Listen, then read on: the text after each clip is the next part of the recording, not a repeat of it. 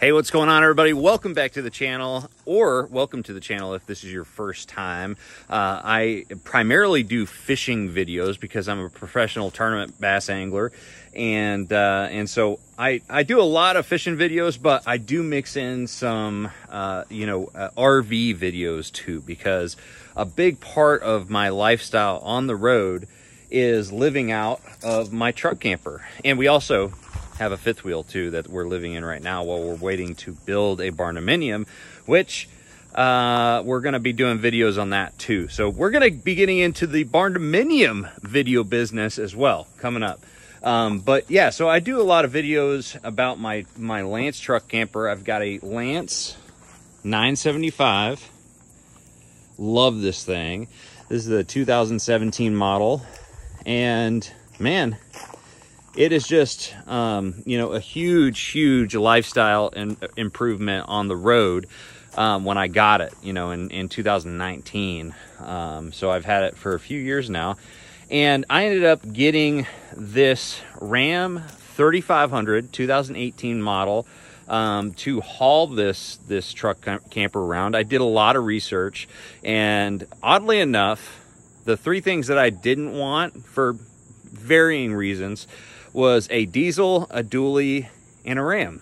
And I ended up getting all three of those because after doing research, it just seemed to make sense. Now, I do have the Cummins turbo diesel in this one. So that was, one of the decisions I was a little bit wishy-washy on. I actually always kind of wanted a diesel, but I knew that the fuel prices were a little bit higher. Nowadays, a lot higher. But the reason why at first I didn't want to get a diesel was because with a truck camper, it's all about payload capacity. And what a lot of people don't realize is that a diesel engine will actually decrease the payload capacity on your truck just because it's a much heavier engine. So you're adding to the overall weight of the truck and detracting from the payload. So I kind of was looking at the gas engines, and if I was going to go the gas route, I was probably going to go with like a Ford, because they got that new, I think it's a 7.3 liter gas engine. It's a giant gas engine, but we ended up getting all three of the things that I didn't necessarily want to begin with. We got the dually because after just learning more about these payload capacities, we had to get a dually, and we ended up getting the Ram because they offered again that Cummins turbo diesel. And that just, there was a lot of back and forth, obviously a lot of Ford, Chevy, Ram guys, that are just diehard for each of those brands. But one thing that just kept on coming up is the fact that Cummins engine is just so rock solid. So, being one to lean more on the side of functionality, I didn't necessarily like the way that Rams looked for this year model. But nowadays I've got used to it, and I actually like the way that these Rams look. So I'm probably going to end up sticking with Rams, for the foreseeable future. But anyways, I wanted to do a video on my experience with the Ram 3500 over the last 3 or so years hauling my truck camper. And right now we've got about 93,000 on this truck. And we only started out with like 1,400. So we almost bought it brand new. It was just lightly used.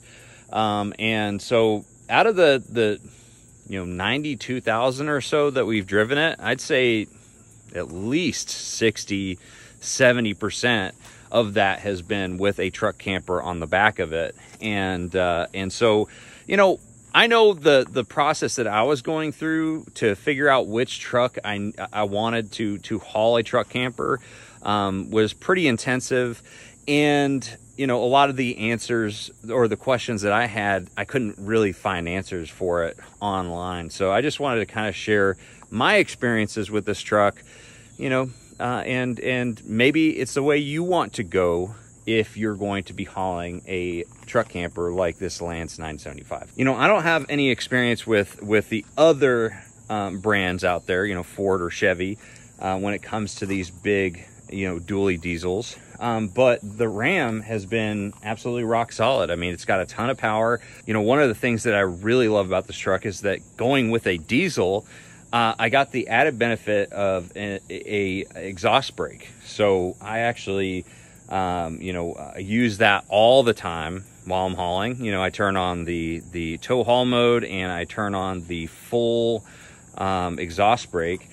And the exhaust brake really, and especially with tow haul mode too, really allows me to not use the actual, you know, brakes on this truck very often to slow this whole rig down. It really slows it down. So that was kind of like an unforeseen benefit of going with the diesel, was that exhaust brake. And man, after using it, you know, I don't think that I'd go to a gas engine unless I absolutely had to because of payload concerns. So plenty of power. Haven't had a single issue with the engine or any of the drivetrain or anything like that. Haven't had the first issue really with my Ram. I ended up going with a pretty basic, you know, tradesman package, so it's pretty basic inside. I would say the next time that I go with get a truck, I'm probably going to go up at least 1 or 2 packages as far as the interior goes, just for added comfort. I mean, I'm sitting in this thing a lot, and so I'd like to have something maybe with, you know, heated seats, lumbar support, things like that, and a better like entertainment system, that sort of things. I ended up putting like a Bluetooth system in here. It did have Bluetooth, but it didn't have like a touchscreen deal when I first got it. It just really bare bones in there. So as far as things that I've done to this truck, I really haven't done a whole lot as far as adding like sway bars or anything like that. We do have airbag suspension in this, which I'm going to get to in a second.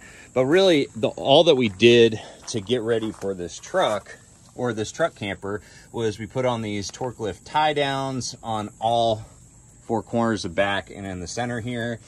And then, of course, because I'm towing my boat, we've got this extension hitch. Okay, so I had to get that installed and all that. So, but as far as, you know, any aftermarket parts to enhance the drivability, I really didn't do anything like that yet. Now we are thinking about maybe going up in size to like a Lance 1172 for our next camper. So we may end up adding like a sway bar down there to kind of help with the side-to-side sway. And the main reason I'm thinking about that is because I think that the airbag assist system that this truck came with, this is a factory installed airbag system that you still have a 1-ton spring package there, okay? But I think this is the only brand that actually has a factory installed airbag assist system. Now, like the 2500s and the 1500s, I believe, I know the 1500s for sure, and I believe the 2500s, they're just the airbags. So you don't have a choice of having the springs, the leaf springs as well.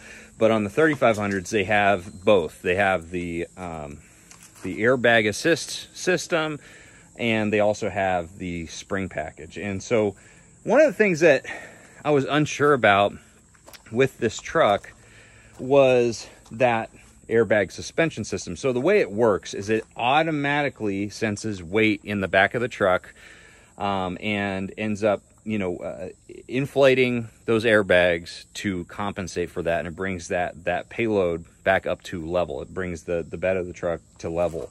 And it does have like an alternate height feature where you can get, you know, an inch lower. So if you hit that, it brings the back down an inch, which may help kind of engage the springs a little bit more, as opposed to the whole payload, you know, resting solely on the airbags. So, but the one thing I was concerned about this system was, you know, it's cool, it's convenient, it's very, very easy to use. You don't have to do anything to it unless you want to hit that alternate height button.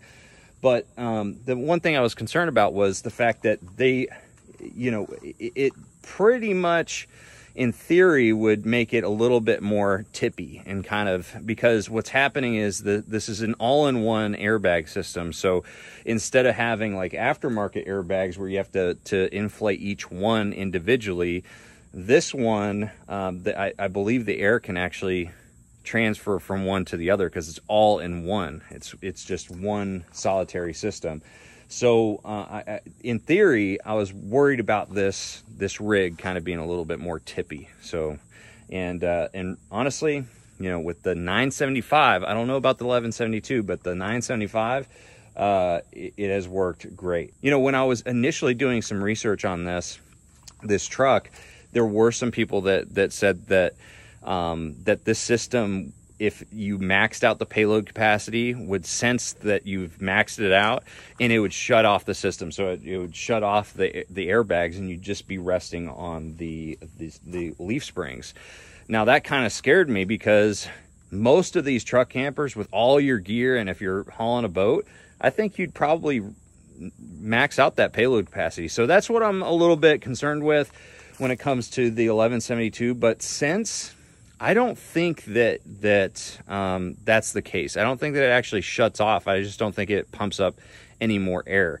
And so you're pretty much just left with whatever their maximum is. So if you know the answer to this question when it comes to the factory installed airbag assist system on a Ram 3500, please comment below. I'd love to hear your take on it if you know that system. But as far as my experience goes, especially with the 975, I've had zero issues whatsoever. It's actually driven very, very well, even without a sway bar. If I do go to the 1172 and everything's good with the airbag suspension, as far as, you know, going up another 700 pounds, 800 pounds, you know, then I'll probably just add the sway bar to this truck and keep on rolling down the road, because this truck has been amazing. So anyways, guys, those are some of my experiences with the Ram 3500 hauling a truck camper. As far as power goes, you've got all the power that you could possibly need to haul this truck camper, you know, the Host Mammoth, or, you know, the Lance 1172, any of those big truck campers. This truck has the power, the engine power. Obviously, payload capacity, that's really important. But as far as the engine goes, the drivetrain, this thing is a beast. So I've really enjoyed driving the Ram 3500, and I would not hesitate again to get this. That Cummins engine is just sweet. The truck overall is pretty easy to work on for regular maintenance. I do all my own oil changes, rear differential, front differential. Haven't done the transmission before, but I'm sure that I could do that too. It's all pretty easy. But anyways, love my Ram 3500. Highly recommend it for truck campers. And hopefully this helps you make your decision. So anyways, guys, thank you for watching. Make sure you like, share, subscribe. And if you're new to the channel and this was helpful, even if you're in the RV space, definitely consider subscribing to the channel. So thank you, guys. I'm going to see you out on the water and out on the road.